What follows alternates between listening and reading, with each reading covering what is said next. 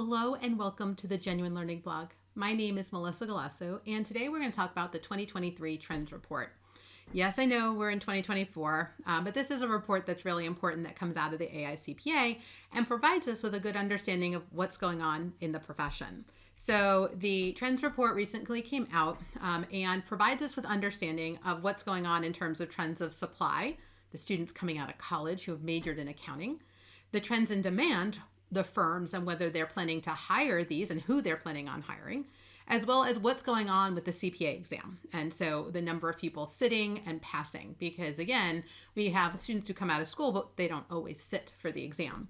And so we're going to just do some highlights from the report this year. We hope that you will take a closer look, click on the link attached to here, and you'll be able to take a closer look at some of the details. They've got great graphics that you can kind of see the trends, not just between 22 and 23, which is what I'm going to be talking about, actually 21 to 22, because it's the 23 report. So they do the report in 23 to talk about what happened in the previous period.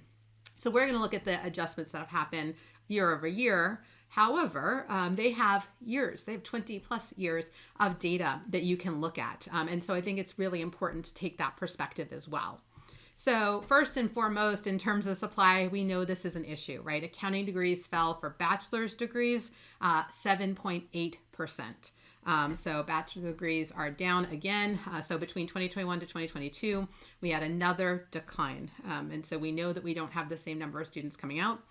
Master's degrees are no better. They also fell 6.4%. However, that decline was less than the decline from the previous period, whereas the decline from previous periods for bachelor's degree has typically been 1 to 3%. So obviously it's getting worse on the bachelor degree side.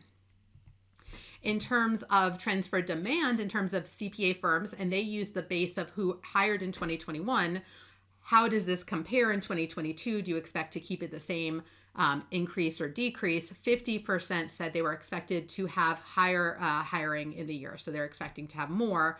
41% said the same.